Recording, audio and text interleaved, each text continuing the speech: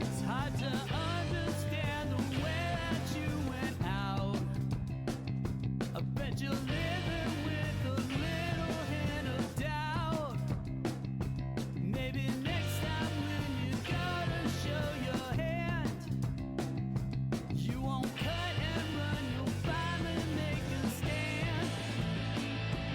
'Cause I know it's true, I'm finally getting to you. We're not through. Yeah, I know it's true, I'm finally getting to you.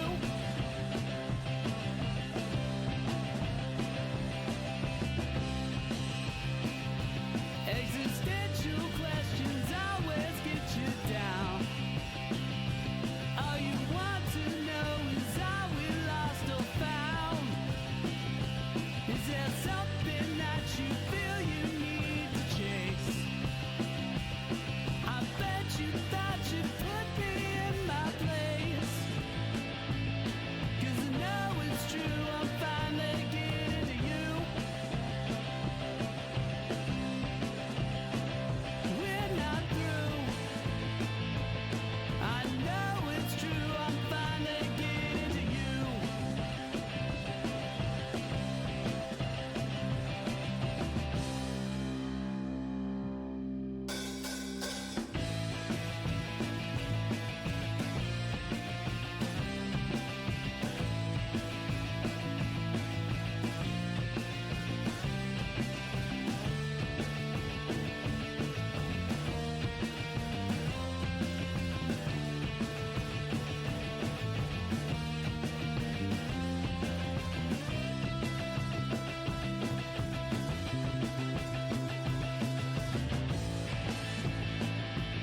Yeah, I know it's true, I'm finally getting to you.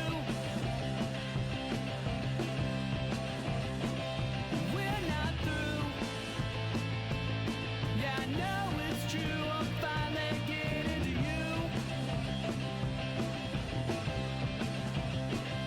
You can run, you can hide, but inside, I'm finally getting to you. Yes, it's true. I still love you, but I am getting to you.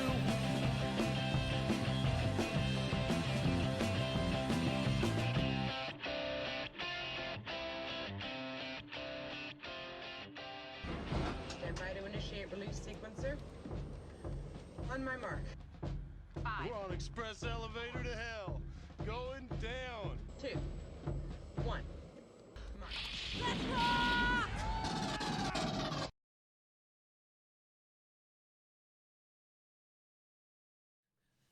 Welcome back to the Resupply with me, Guy Next Door.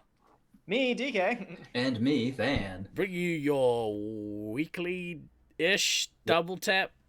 Weekly-ish double It's tap. very ish at this point. Yeah. Bring you your sometimes double tap of all things Space Marines and Laser Force. What's up, fellas? How the heck are you? Nice to see you. Nice to see you, chat. Nice to see you guys. How you guys doing? You doing good? You good? Yeah, I mean it's been it's finally started to get cold here, which is nice. It's like, oh yes, here is the Pacific Northwest weather that I'm here for. Yeah, nice, cold, rainy, foggy. It's glorious. I love Hell it. yeah, that's the best weather. Yeah. As you can tell from my attire, we finally hit fall weather too. These sleeves, they're back. Haven't worn them since New Zealand. we've had some warmish weather, but last night it did down a little bit. It's good snow down South Island, which is weird because it's October. It's not supposed to happen, but you know, climate change. Yeah. Boom. Makes Tucker sense. Just With putting you it guys out there. being the inverse of us. Yeah. Tucker saying that they're gonna get some snow tomorrow as well. So it's just all kicking on with the late October, early November weather. It's fine. Yeah, it's It's fine. normal. Yeah. It's good. Yeah.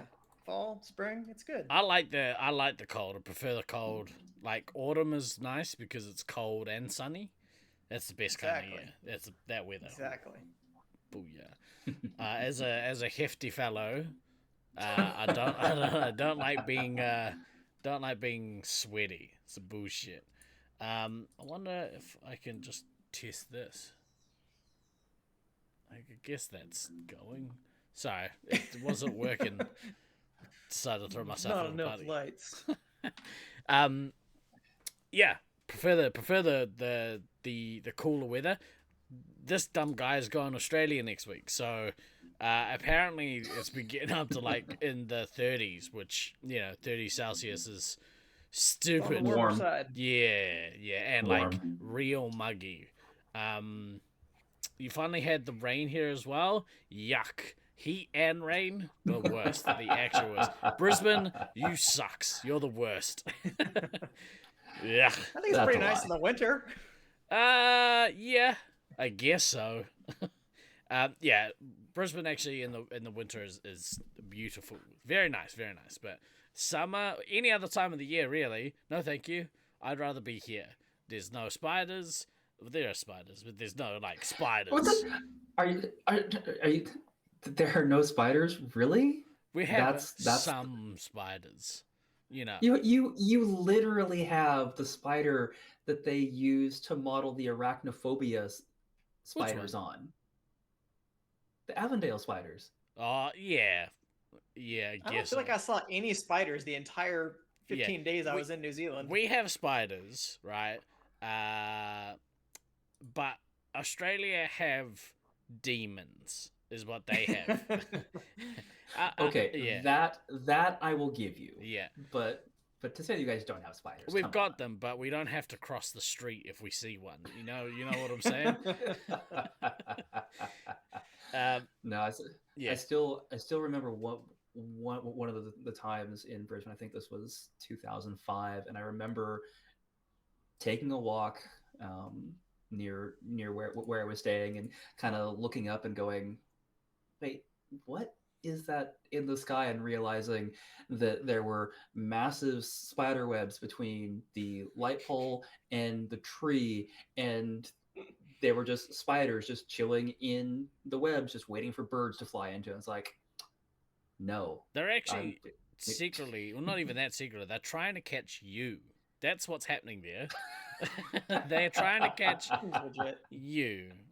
Hard pass. I'm going to stay here, except for next week, obviously. But yeah, it should be cool. Hopefully we'll get in a little bit of laser tag. We'll get to catch up with family and friends and listen to good music and maybe appear on some other stream channels. Who knows? What the hell is going on? I don't know what that was for. Oh, the red. What's the red for? Someone do a thing? Oh, if I know. Oh, hype train. Hype train train. gone. Yeah, Like, yeah. The hype train's like, oh no, you missed it. So sorry. Ba-bom. Not for you. Not for you. Womp womp. Womp womp. That's okay. That's What shit. what have you guys been up to? It's been a couple weeks. Couple weeks. It's been a Yeah. couple weeks. What have you been up to? Yeah, because we didn't. Yeah, because you were playing disc golf last weekend, so we didn't have a show. Yeah. So Jen and I went and saw Tool Oh, on cool. Thursday last Did you week. So do that any was drugs? awesome. No, Why no, not? I didn't. Because I don't. Oh yeah. So You're that no fun. would have been that would have been a terrible first time to do it, I think. Yeah. Yeah, but it was so In your mid 40s at a Tool concert, not the first time you want to experience MDMA. no, I'm thinking that would just be a terrible place to. If you're to out on do it, MD, but- acid, you might be in trouble. Well, it was fun. So I saw them in 2016. This was the first time that Janet's seen them, and I can definitely say that from seeing them in 2016 to now, like the level of light show and video show that they did, they upped their game so hard. And yeah, it was great. And Tucker, to answer your question, no, not even the Devil's Lettuce. I'm not a fan of marijuana at a concert. I'm not a big fan of being most substances at concerts, because I like to remember the experience, and the devil's lettuce basically makes me brain dead. Yeah, I don't remember helpful. shit. Okay, then. I went to Ben Harper, actually. Ben Harper played a concert down here, and I had a wee bit of a marijuana, and I was standing in the crowd, and I was like, wow, the bassist is so good. Look at him do that awesome bass solo. And the person next to me was like, they're not even playing at the moment. What the fuck are you talking about? And I'm like, this sucks. I hate this. It's awful. But yeah, cool. This has Yeah. been Drug Corner on the Resupply. But yeah, no, it was a great show. It was actually very fun for me to watch Jen reacting to the show, because since she had never seen them, getting to watch somebody experience a show that they've been wanting to experience for a long time and finally actually getting to do it, that's just a fun experience. Yeah, that's rad. And they were fantastic as usual.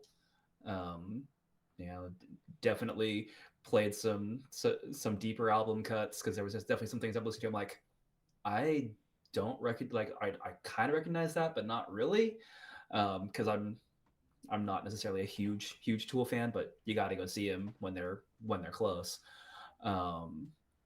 So yeah, but no, it was a great show. A+, would go see again. Nice. For sure. Cool. DK, what you been up to? Not a whole lot. It's getting to be my busy part of the term, so I'm trying to just strap in for the next 2 weeks, because they're not going to be great. Honestly, I'm going to be buried under an avalanche of papers, and it's probably just as well we're not going to do a show next week. I'm probably not going to be a happy camper at that point. So, that's a real shame. It's a goal. Yeah. Just trying to just manage. That's the bad part about anxiety, is I can't just move on with it. I know they're gonna be in 2 days. I can't do anything between now and then, but it's gonna suck come Monday morning / Sunday night. But is what it is. We'll where the devil's figure it lettuce out. comes into play. The devil's lettuce is taken earlier and earlier in the day as the term wears on. It is definitely true. Was this Fruit Loops? Kind of. Right on. See, is it afternoon? No? Is it after breakfast? All right, that seems fair. Is it after something? Yes. There you go. Is it a sorted. time that ends with o'clock? Yes. Yeah. Yes. You're fine. Okay. As long as it's a day that ends in Y, then it's okay. If you ain't catching the cannabis to work, then you've got a real problem. Yeah. But enough of that bullshit. What are we going to talk about? Laser Force. As Steve-O's brain just melts down. I got distracted. I looked at too much the devil's lettuce, apparently. I was cooking all day yesterday. I think I've shown you guys before. I had this wood fire that I bought, and I was cooking. I did my first low and slow beef brisket yesterday, and 9-hour cook time, but it was mighty fun. Why drink and drive home when you could smoke up and fly home?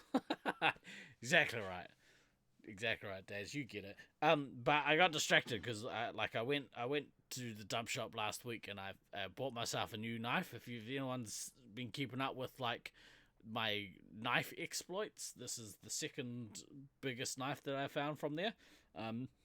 Thing weighs a ton, and it's not very sharp at the moment, but I'm looking forward to cutting things with it. But yeah, the brisket turned out really good. I'm looking forward to you sharpening that, forgetting you sharpened it, and do that exact same thing that you just did, and then deeply cutting your fingers. That's irresponsible. That's what they call him, 9-Finger Steve. Yeah, exactly. You get it. I'm just waiting for those pictures to show up. Nah, very, very safe. I was also, whilst I was cooking my brisket, I was sitting there and I was whittling a spoon from a stick So I'll keep, if the spoon ends up cool, I'll post the photo, and it ends up real shit, I'll post the photo. But if it's somewhere in between, I don't think Stop! I can't handle this raw masculinity. Dude, my hand, actually, I got calluses on my hand because I was sitting there chopping wood all day, cooking brisket, whittling a spoon. Man, I've never felt more like a man than I do right now.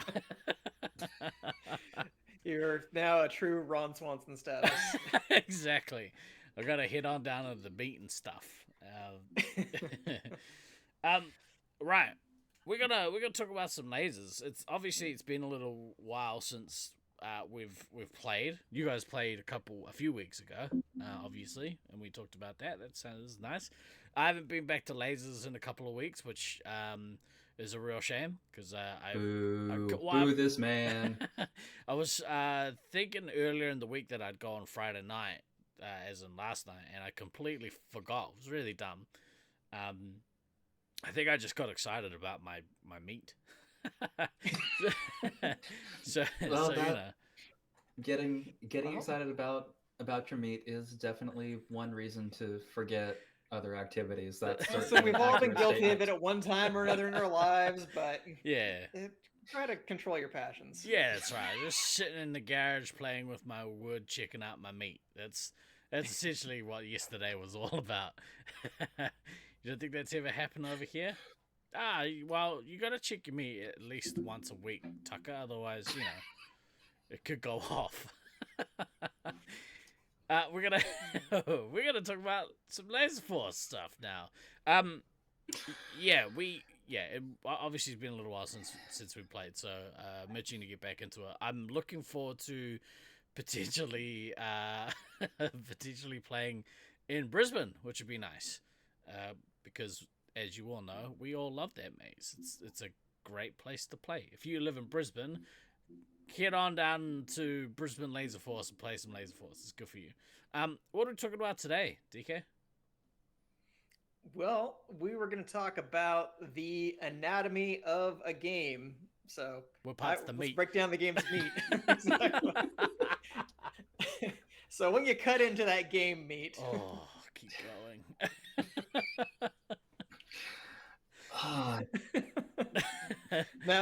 No, we're just gonna table it. We'll talk about it in 2 weeks. No, we're done.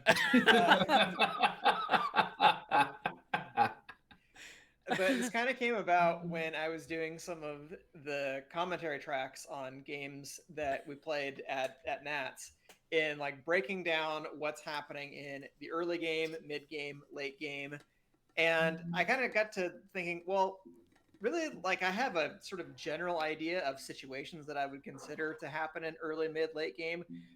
But do we really have a good way of defining what the actual stages of a game are? Obviously, it's arbitrary. There's nothing written into the hardware that tells you, this is now late game. But just in thinking about strategy and the meta, if you will, like, how do you approach different stages of the game? Because you can't play exactly the same way all 15 minutes you're in there. Taking situations into account is a big part of Space Marine strategy. So I thought that maybe we could just start with that kind of 3-stage system, early, mid, late. And if you guys think that there should be more detail than that, then we'll fight about it. And I guess that's what people came here to watch. So I don't know. Let's talk about it. Oh, you go then. No, I was gonna say. I mean, I guess in kind of the abstract, early, mid, late. Like you can at least in the abstract, in the initial, you got 3 stages of gameplay. Maybe within each of those stages, you've got some subsets. But really, I mean, you can pretty much break it down to each of those is roughly a third of the game. I mean, obviously there's going to be some skew time wise, but if you take it from just the kind of initial thought process of that in a 15-minute game, your first 5 minutes are your early game, your next 5 your mid, and your last 5 are our late stage capitalism, then then you've at least got a framework to work from within the conversation. Yeah, I would say like if you haven't met any of the other criteria, like each 5 minutes, you would automatically roll into the next phase of the game. I mean, I'll say this after Steve goes, but like I would consider there to be other conditions where you might like phase out of the early game well before 5 minutes. But if For none sure. of those other conditions are met and you get to the 5 minute to the, well, I guess it would be the 10-minute mark since we're counting down from 15. But 5 minutes into the game, you're crossing into the mid game scenario if nothing else has happened.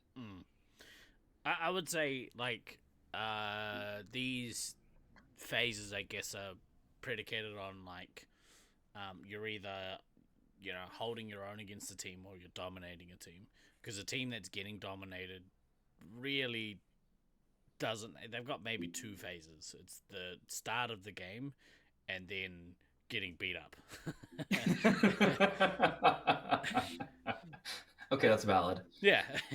But yeah, we it's fairly obvious, but it is interesting. I wonder if it's a case of a team that is able to play those phases, and adjust to those phases during the game, is the team that ends up winning, or does that just come as a result of the things that they do? But maybe it's a bit of both, but leaning closer to the first way.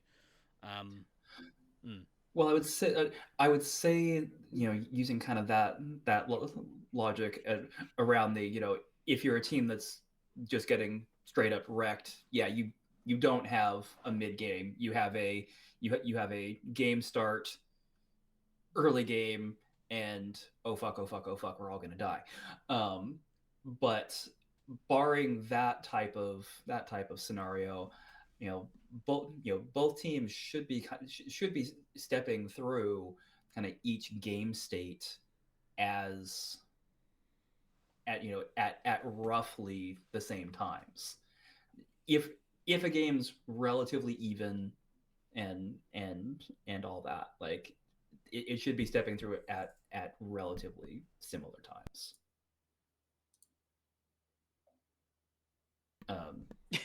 Sorry. Dead air. You all right there? Yeah, Meet next door. Yeah. Meet next door.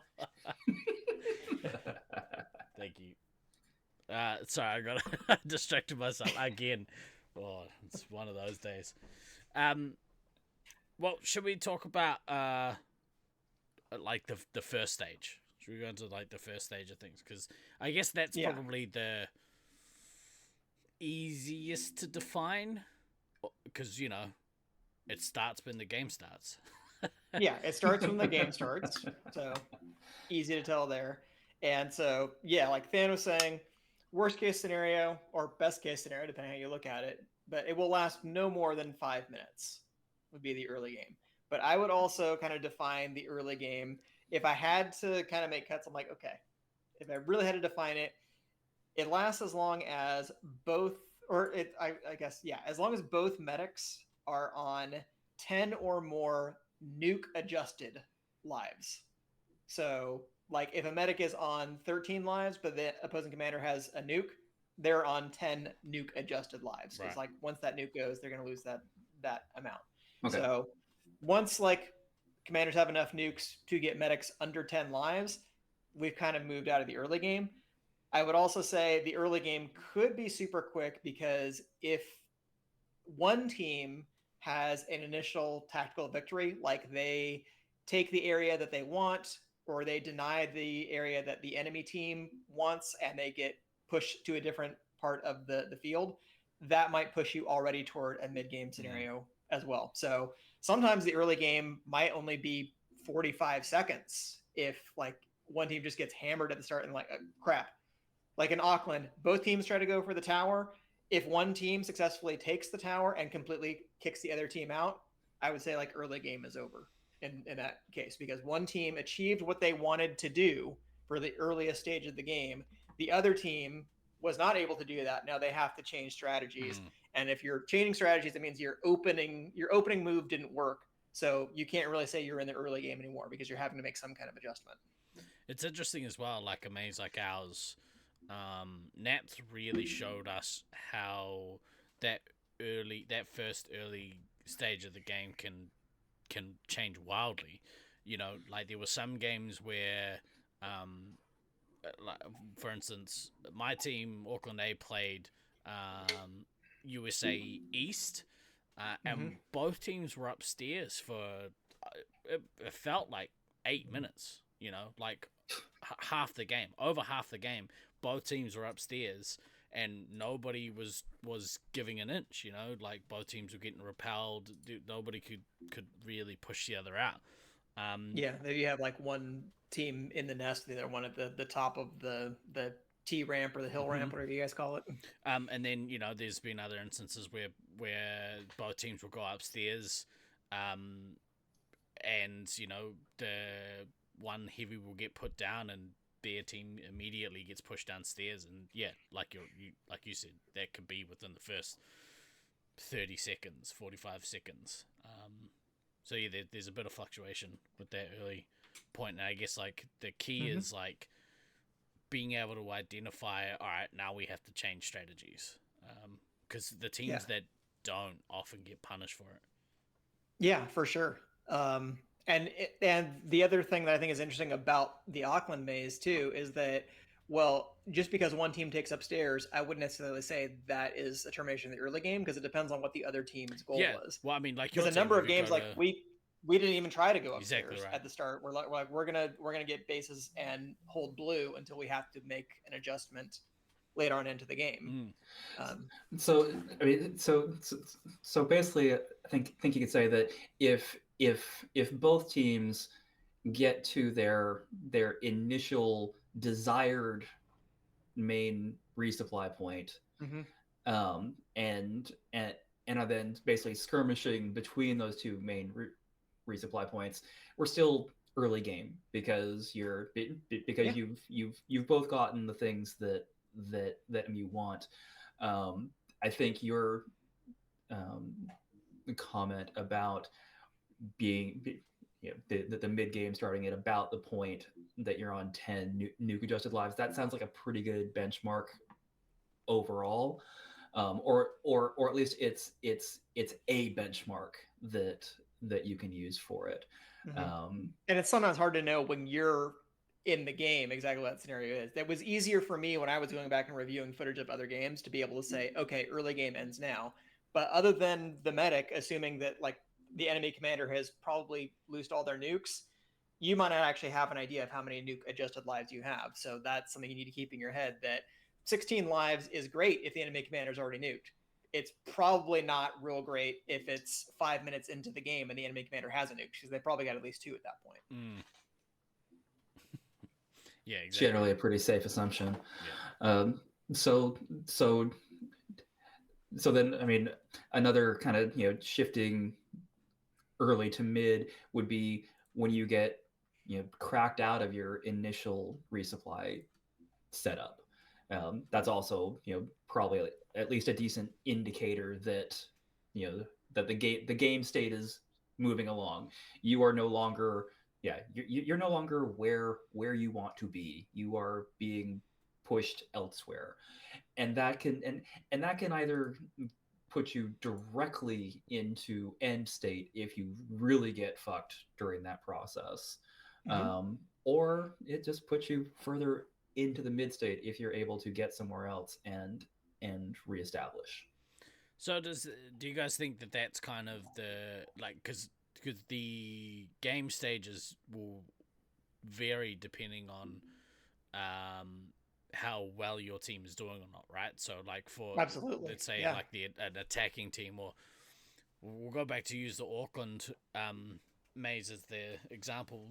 2 teams go upstairs, one team gets pushed back downstairs.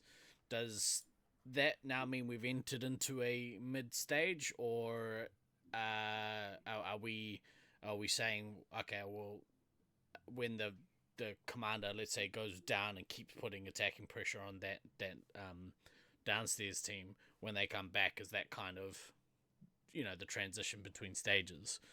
Like, would you sort of look at, like those attacking rotations as stages as well, or yeah. Well, potentially. I think that's why I would say like most, casual social member night games that we have, that you usually end up with a pretty kind of similar pattern. Both commanders go out, they try to attack, they might not get all the way in, but they build some specials. They both come back to the resupply about the same time, but neither side has like cracked the other out of where they're getting to, because people are playing just kind of casual, doing that sort of stuff. You could still be in early game in that kind of scenario because none of those other conditions would apply, I would think. So maybe once you've done that, but once you've done that twice, you're probably approaching the 5-minute mark anyway. So that's why I would say if you've gone for 5 minutes and neither team has built up that kind of advantage yet, you're still crossing into the mid game because there's just not sufficient time remaining for the kind of quote unquote opening moves, which are usually designed to secure a position for you or to, prevent an enemy from doing something that they want to do. Yeah. You're now having to make some kind of adjustment. Yeah, right. Okay. There's also the thing that like just because one team is in a certain game state doesn't mean the other team is. Like you can still have you can definitely have asynchronous game states where one team is still mostly in their net beginning game state while another team has been pushed into mid game state.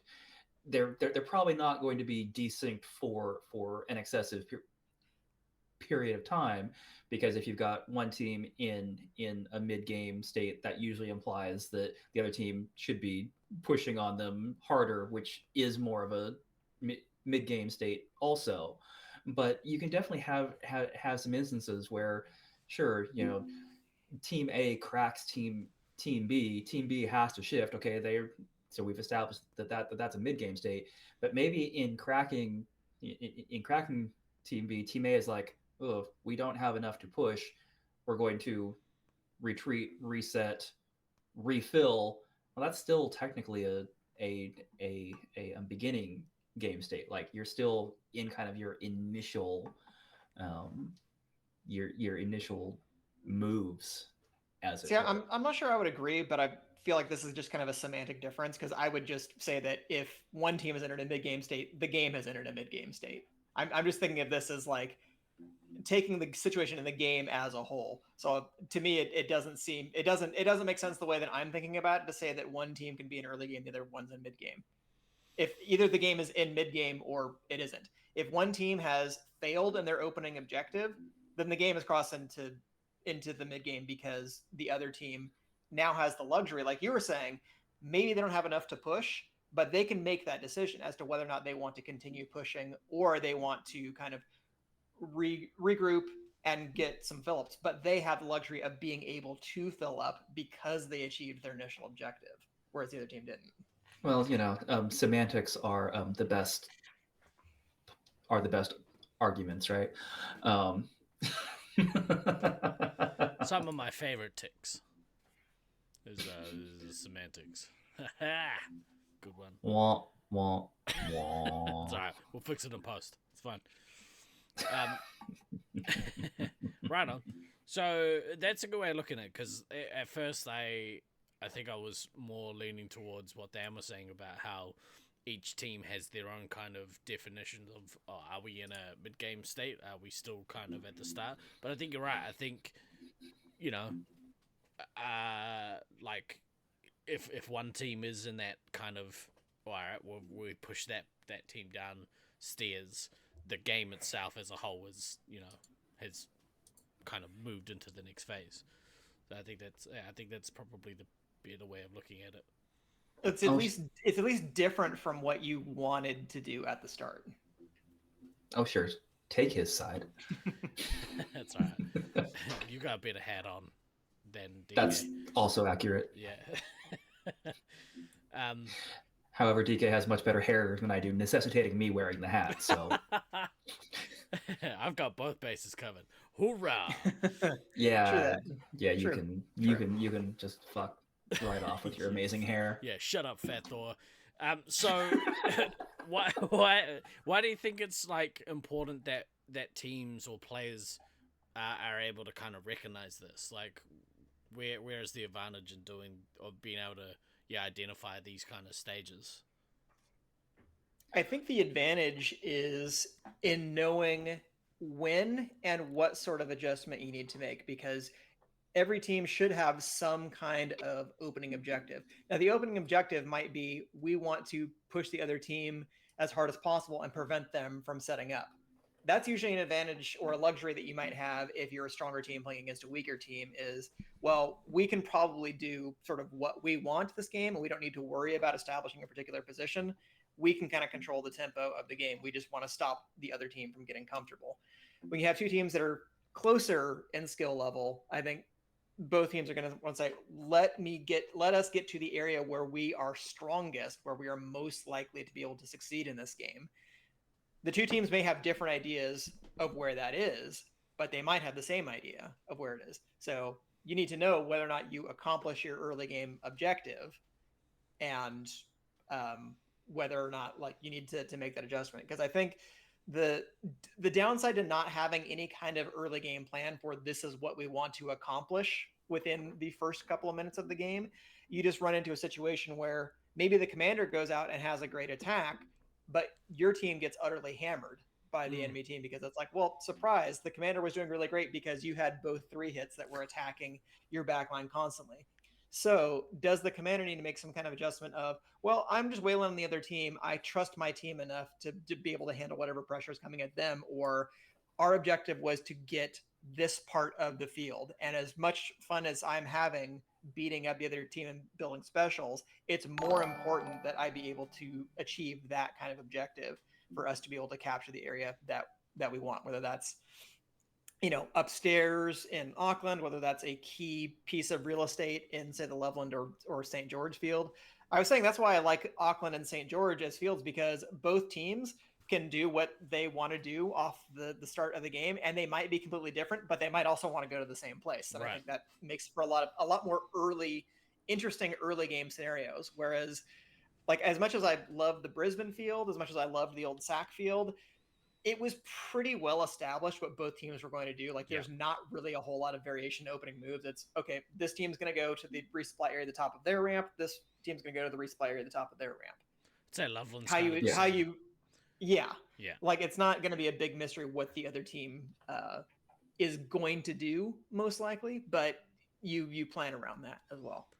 39 months. Thank you, bro. Appreciate you. Woo! That's pretty awesome.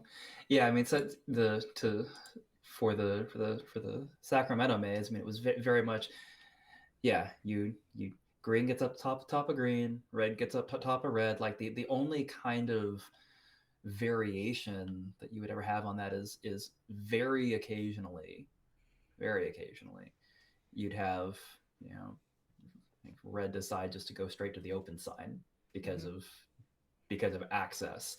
And I say very occasionally because it's like, most teams did not want to cede, the high ground, all that early, because it makes no sense, because winning from downstairs was nigh on impossible. It's harder, for sure. And that's what Obi-Wan always says. That's he knows. He had a point. He did have a point. Yeah, a really good one.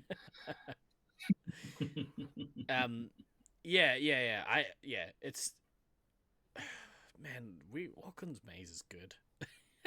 It is good. For the size that it is, especially. I mean, it again, drawing the comparison to the St. George maze, neither are large mazes, but there is definitely a wide range of opening moves that you can pull, and those times when teams have the exact same idea of the exact same place that they want to get to. That's just amusing.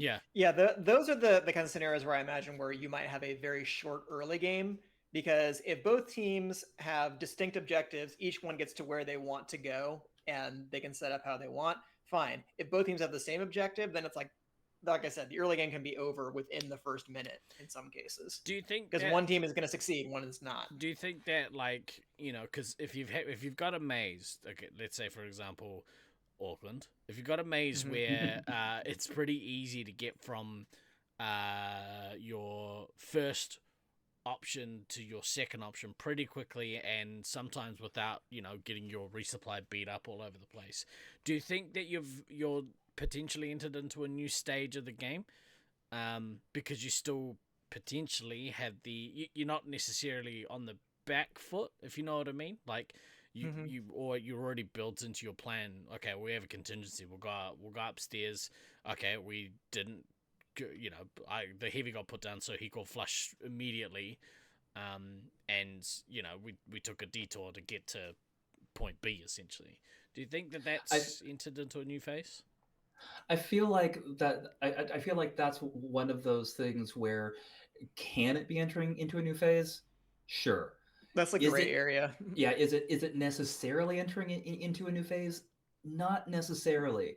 I think that's kind of where those nuke adjusted lives come in too, Right. because for a competent team, they may be able to swap with relative ease. But I think that's also a little bit field dependent too, because not having your first option in Auckland is a little different than not getting your first option, say, in Loveland. Like if you get to the top of your ramp and you get pushed all the way back down, like that, it fucking sucks. Yeah.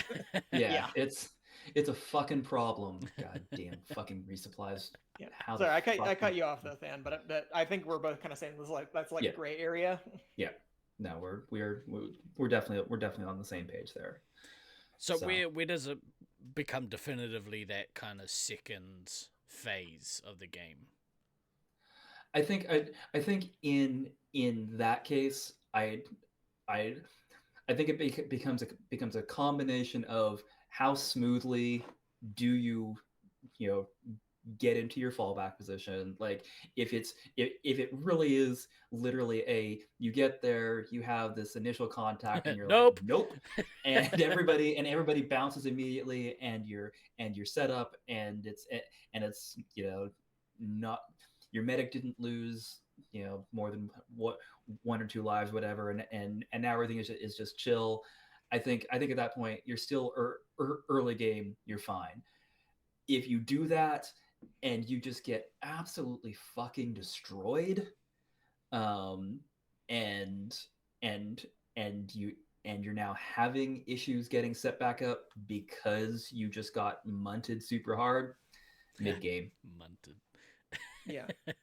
So I guess like if at least two of those three conditions apply, you're definitely in mid game. So it's like, okay, maybe you don't get your initial tactical victory, but if you didn't get the place you want and your medic is now on 10 nuke adjusted lives, like now you've definitely crossed into mid game. Right. Or if it's like you're on it's been 5 minutes and the medics are getting close to that amount of lives. So as long as at least either that time has passed, or if you've met both conditions, you're definitely in mid game.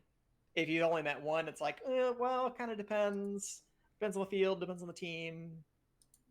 Watching the scoreboard this recent Nats, and also a little bit watching you guys play in Loveland, I realized just how quickly the medic goes from being full down to like 9 lives. But like it can happen quick. But like most games, it actually, like, they lose a lot of lives in like pretty quick succession. Not necessarily at the start of the game, but it can happen where at the start of the game they've lost a bunch. Now they're on 11 lives, and then they don't lose another life for like another 5 minutes. It's interesting how that potentially marries up with the commander. The commander like has gone out, they go attack, that's very effective, and now they've got to go back and resupply. I don't think I really ever clicked to that before. I think I just always thought about the medic losing lives consistently, at a constant rate. Yeah. So it's sort of a linear decline. Yeah, which And is it's dumb because we've been playing this game for years. Yeah, and it's very. I would go so far as to say, and since we have this really cool stats site, lfstats.com, that has a certain amount of replayability for these games, and timestamps for where medics lose lives. I would wait. I would go so far as to say that it's very seldom that a medic loses lives in a linear, consistent fashion across a game. I would say it's far more Maybe in common. Detroit. Okay, field. Obviously, we'd have to do some like some the tone adjusting that you for field specific things, but as a generalized statement, asshole, um, barring but barring lives lost off of nukes, because obviously lives lost off of nukes are bursty. Even just getting shot for lives, I think is also relatively bursty, because when you get cracked and you're starting to have to move to adjust away from people, odds are You might get reset. You might run into somebody else. There might be somebody waiting at your fallback spot. So yeah, it does not take more than one or two things going wrong for a medic to lose 4 or 5 lives in pretty quick succession. Yeah. Like honestly, that was the biggest struggle for me playing medic at this last Nats, was making sure, even in situations where we were about to get flushed from someplace, that I didn't let a situation where I only want to lose 2 lives turn into a situation where I lose 5 lives. Like maybe I can't stop myself from losing 2, but I should play smart enough to not put myself in a situation where I'm going to lose like 4 in super short order. The amount of times where you have people who will just take the path of least resistance because they think, okay, well, that's the best thing, where they could have, run through an attacking player, run past that attacking player as opposed to running away from them, and they end up getting split from the heavy or whatever, and it just snowballs out of control. It drives me crazy. As a heavy, it drives me absolutely crazy. But I guess that you got to trust your heavy. He's making correct calls and whatnot. What does the middle section look like, or maybe not middle section, but this second phase of the game? Like what kind of dictates that phase? So I'd say in the mid game, like both teams are still likely to have 6 players. As soon as a team starts losing players, which usually starts with the medic, but not always, I feel like if you lose like a scout, that's one thing. Like you could probably still stay in mid game for a little while. If you lose ammo, like you're definitely at the end game. Ugh. Like if an ammo dies, you can completely skip over mid game. If an ammo dies in the early game, you're already in late game. Yeah. Like it's yeah. Like you're fucked. You can't do anything. The worst. Yeah. But I would say that, once a medic is out, now you're at least looking at a late game scenario starting. That's assuming, or again, if 5 more minutes pass, even if both medics are still alive, you're in late game when there's only 5 minutes left in the game, because now your decisions carry a lot more weight because there's just not as much time remaining. So to me, the idea of the mid game is, okay, either we've achieved our initial kind of tactical goal, or we haven't, and we need to figure out a way to figure out how the game works going forward. Or basically one team is winning, one team is losing by the time you enter mid game. So if you're the team that's losing, you got to figure out how to get back into the winning state. If you're the team that's winning, you want to stay winning. You want to push the enemy into late game as quickly as possible by taking out their medic. But you're probably focusing more of your resources into getting the enemy medic out, or if you're the team that's losing, into putting yourself into a situation where you are no longer losing, where you no longer don't have control of the game. So maybe you can't necessarily eliminate the enemy medic, but you can get yourself in a situation where you don't lose your medic, and now you actually have like some control of the real estate, or you're keeping the score close, or maybe you've pulled ahead because of some reason. And even if your medic's a little bit lower, you're at least in a more advantageous situation than you were than when you got kicked from your initial spot.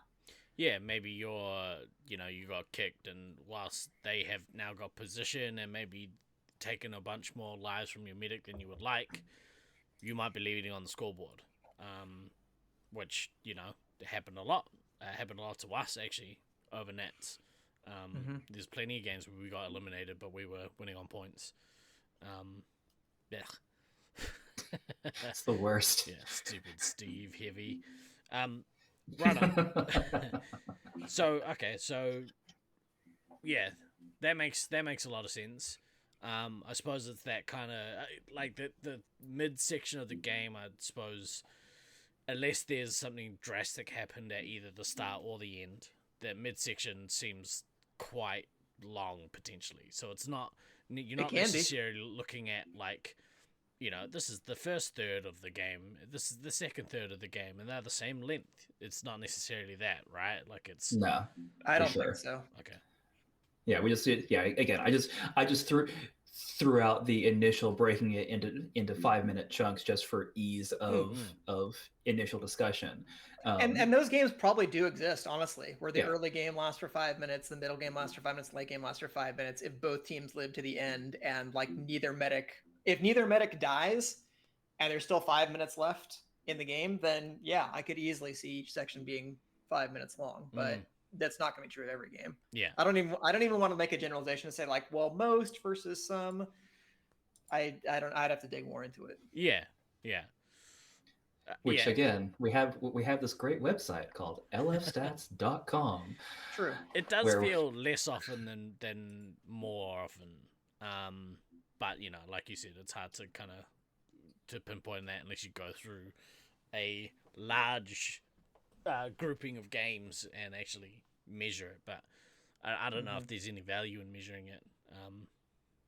I mean, there might be, at least as a curiosity, and it could potentially point you into, okay, well, in some instances where the middle game maybe started earlier versus later, how often was my team winning or losing? Does that mean we need to make some adjustment in the early phases of the game versus the midsection of the game, so on and so forth? I've talked to Loveland players about this multiple times, and again, it's what can you do if you're not allowed to play anything other than 10-minute games? It's better to play that than not. Yeah. But I have commented to numerous Loveland players that I think honestly this is why some of your players have a hard time transitioning from mid to late game, because you're essentially deleting most of the late game from the games that you play. And if you're not exposed to those decisions more often, it's harder to make the right one in those kinds of scenarios. Because I'll tell you, like, having played leagues and then Nats, like, you get to test out a lot of those late game scenarios in leagues that might be the difference between winning and losing a match in Nats, or placing second versus third or first versus second, because you managed to make correct adjustments in the late game, either to successfully eliminate the other team, to stave off elimination yourself, whatever it is. But I was going to say, what's going to happen. What do some of those late stage scenarios look like to you? Like things like closing out games, making sure you get the elimination, right? So or hunting the other team. Or staving off elimination when it's crucial that you do that, either to save a match or to give yourself more of a chance in the next game, or even if you know that you lost the first game and you're gonna lose this next game, staving off elimination might still count for your point differential sometime at the end of the tournament. So there's always some reason to like just do the best you can. Don't give up in a game. Yeah. Right. Yeah, and I would be very interested for next year's Nats, which is going to be in Loveland. I am genuinely hoping that they do get to consistently play 15-minute games more often in the lead up to that, because historically it feels like in about that 11 to 12 minute mark they fall apart, because so many other games are those 10-minute games. And sure, sometimes they elim in sub 10-minute, cool, fine, and that is a thing that does happen in Loveland Maze for sure. But when you get them beyond that particular stage, there is just this kind of fine edge that's lacking for not getting the reps. So Yeah, I'll give you a perfect example of this from the last time that we played there. Is I was playing a 10-minute game, and I think one time I was playing ammo, another time I was playing scout. But basically, we got to the mid game point. I filled up on lives. I got full on lives. We had our bases and stuff like that, and I essentially didn't go back for lives again. So I'm like, not going to need them. Yeah, exactly. It's only a 10-minute game. But like, if that were going to be a 15-minute game, there is no way in that 5-minute span of time as an ammo that I would be letting myself run down to 7 lives, 8 lives. Yeah. That's dumb. That's when like really dumb shit happens across from mid to late game, and That's when you end up get losing both of your resupplies with 5 minutes left because it's like, oh, I didn't bother to stay capped up in the middle of the game. So if you're not used to making those kinds of calculations, those kinds of decisions, that's where those things go wrong really fast. So getting caught out by a 3 nuke chain because as an ammo you're thinking, oh, it's a shorter game, and so so you've run into that 9 and sub, and now this nuke chain starts and you're like, oh damn it. It's a bad scene. Whereas you have the extra time that you have to live, you tend to be a little more aware of, oh, I've got a little more, I do have some downtime, and even though maybe I can see a shot, no, still go ahead and give me that tap, because we have the kind of game state downtime right now, and I need to be able to last longer. So yeah, definitely a great example as far as that goes, because very, very few things worse as an ammo, and I've definitely been guilty of this a few times, of just not really tracking where your lives are in relation to game state, in relation to how many nukes have dropped, having had the time to get a couple of taps, and then getting 3 chained out because you were not aware enough to get 2 or 3 taps at various points where, okay, maybe you would have lived on 3 or 4 lives, maybe you'd still be low, and maybe your medic would still be dead, like, sure, but being in ammo and being alive and still having your 3 hits alive and being able to reset shields to keep them alive is such an amazing way to prolong a game. And if you need to prolong a game, again, for all the reasons that DK said around either whether it's score differential, whether it's trying to keep a game close so that you actually have a chance to flip the match in the next game, or trying to maintain a lead, because we've all had instances where you got Eland, but you were still winning on points. So if you'd managed to survive the game, you'd have still won the game. You'd still taken some points from that. Yeah, so, it's interesting. It's important. As well, like for me, the first thing that comes to mind when I think in game is hunting, and effectively being able to hunt out the other team, because like it's fine in smaller mazes, I guess, but in larger mazes, you have to practice the ability to call out effectively where the enemies are and where they're running to, and where players kind of need to be. Like you look at Brisbane, like Auckland is fine because we were able to kind of control certain zones. Like you can have 4 or 5 people in certain spots, kind of shepherding any last players. In Brisbane, it's so big in there that people can get away. If they're fast enough, they can get away, and you can lose them. They can hide behind rockets. It's always a risk. And I guess Loveland is kind of the same, although you can kind of see everywhere up on that second floor from the third floor.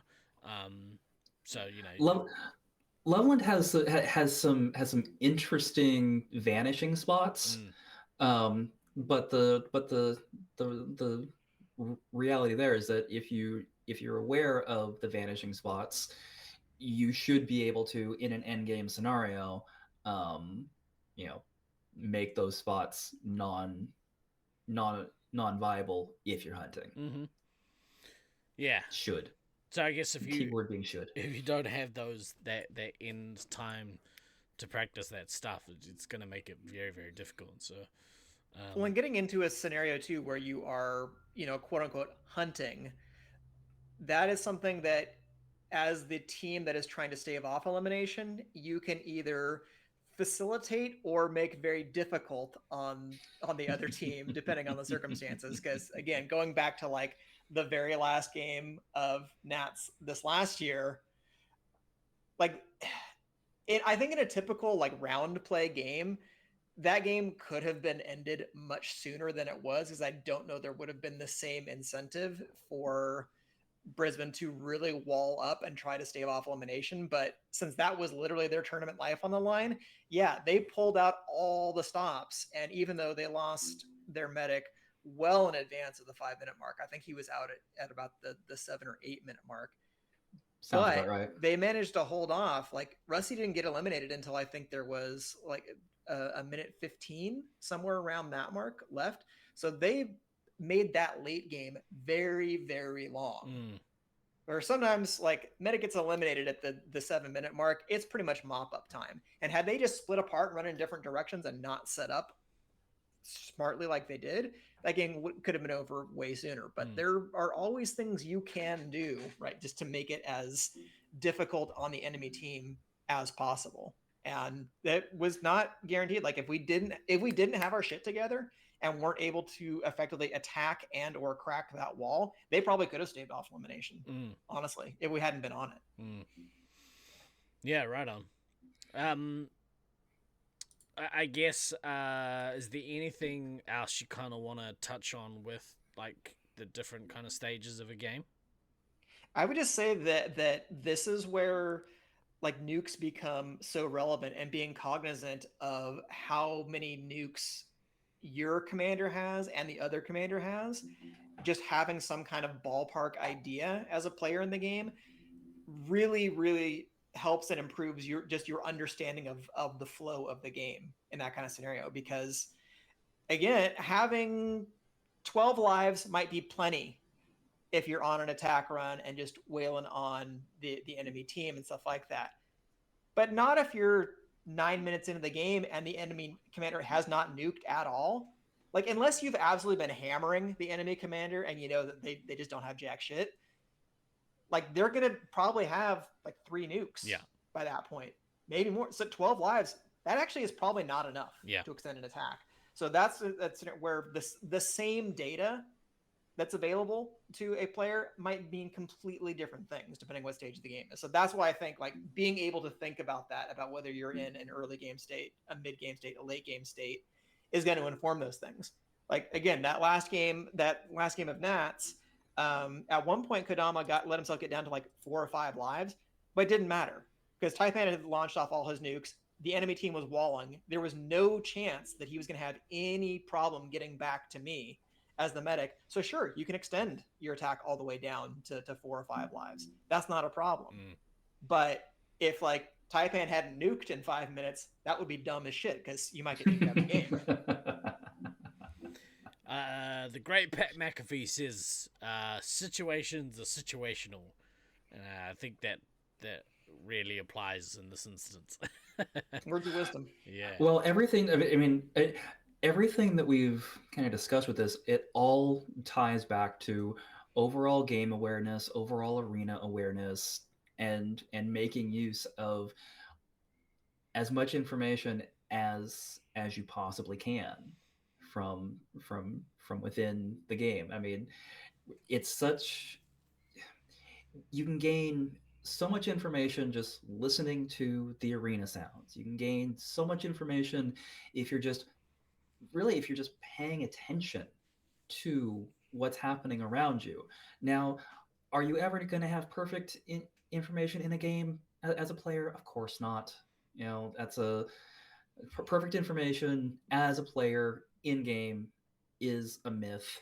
Like the closest thing you can get to that is if the arena has a scoreboard in it, and I don't think there's been an arena with a scoreboard in it for quite some time. Anymore. Like Brisbane used to have one. Okay, fine, cool, I think whatever. Oakley did too, right? Oakley might have. I think it was up the far right hand side. One of the boys would be able to confirm, but I'm pretty sure they had a monitor in the arena.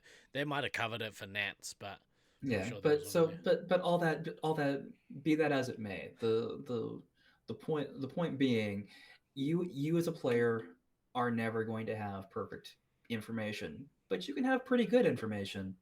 You can have enough information to make some really good fucking decisions about your game. You can also, make some really terrible decisions if you're not paying enough attention to what's happening around you.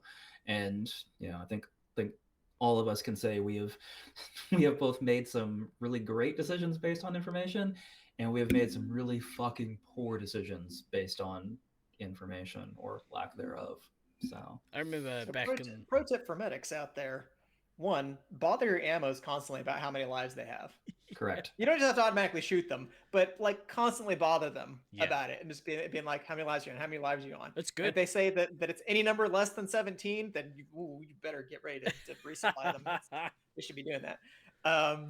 For sure. And also when your teammates come back, tell them discreetly how many lives you have, because there were definitely scenarios in this last Nats where it's like I would tell our scouts, hey guys, I'm fine, I'm on 16 lives, or I might be like, guys, I'm on 8 lives already, and without having to go have a whole discussion in game, they just knew that there were certain adjustments they had to make. It's like, okay, well, let me fill up a little bit more now, let me come back a little bit sooner than I otherwise would have.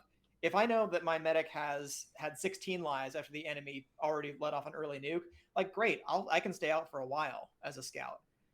If my medic is running low and I know the enemy team still has some nukes, I'm going to want to stay like probably over 15, 20 lives most of the time, because once the medic's out, that's it. I would prefer as a scout or a commander that I be as close to 30 lives as possible when our own medic dies, which is, again, why nuke chains can be very powerful tools. I know there is a big anti-stacking bias in the community among the spectators currently, but there are scenarios where that can be very powerful because a team cannot recover any lives if their medic is lost during that exchange. Well, I think it's the nuke chaining debate is also very much arena dependent as well. They're like speedball mazes like Auckland and St. George do lend themselves to throw and goes to push attacks. Larger mazes like Brisbane and Detroit, and obviously I'm generalizing here, lend themselves more to stack it and crack it basically. Yeah, all of those things on t-shirts. It is interesting to see how much that meta has changed, because back in the early times of me playing, sorry, let me rephrase that. Back when I first started playing Nationals, the meta was you hold and you stack 5 nukes and drop them all at 60 seconds to kill the other team out to kind of guarantee that you were going to get the elim. And that's just not the case anymore. Yeah, if I'm a competent team and my medic is still alive within the last 60 seconds, you're not catching us out on a 5 chain. Like, my commander and scouts should still have more than 8 lives apiece. Yeah. After that 5 chain. Yeah. Interesting. Oh well, yeah. Very, very good. Very good information. There was another thing I was gonna say. Oh yeah, I would say just to like as an add-on for what you said about communicating with your team if you're the medic. Just be a little discreet about it as well, because I've had games where my medic or one of my teammates is very loud. And guys, I'm on 2 lives. Yeah, like just don't give that info away if you can help it. Like, give it to your team for sure, but like the more you broadcast that shit, the more, like you said, that you can glean information from everywhere in the maze, and the more info you have, the better. So, you don't want to be giving any heads up to the opponents. Although when you're when your pack is an asshole and screams out how many lives you Yeah. have when you're close to an enemy. It's like, oh, You got to thanks. use the sneak coughing Yeah. trick. that I picked up on him in that. I've legitimately done that. Yeah. Yeah, back in the early I'm not days. going to say that he invented it, but I first saw Sneak doing it. I'm just like, ooh, that's smart. I played every week. Maybe I thought I would think of that, but since I'd never play. Yeah. He's next Smart, level. smart Isn't man. he? Mhm. Right. Is there anything else you want to touch on, or should we let these fine folks get on with their busy days? I mean, there's always more we can talk about, but I think Yeah. that's good enough. We can call it a day. We Yeah. we are obviously not gonna be here next week. We should be around the week after, but we'll keep you guys up to date on the Discord. If you're not in the Discord, join the Discord. You should do that. We're gonna be a bit light on any kind of streams over the next couple of weeks because, like I said, I'll be away. I am actually appearing over on the Bluesin channel Monday, Tuesday next week. Nice. And there should apparently be, costumes and shenanigans. It should be a bit of fun. Come and say howdy. Right now, Shenanigans. Oh my. love me some shenanigans. Right now, we're gonna send a raid over to our good friend Mr. Frosthammer. Because Take that, Frosty. he's doing a music stream. But we'll finish up here and then we'll go to credits and then we'll send the raid over. But for this week, I've been Guy Next Door. I've been DK. And I've been fan. Always remember to point at yourself whilst you're talking, kids. We will see you guys in a couple of weeks. Thank you so much for hanging out with us, and we'll see you next time. Ka kite anō.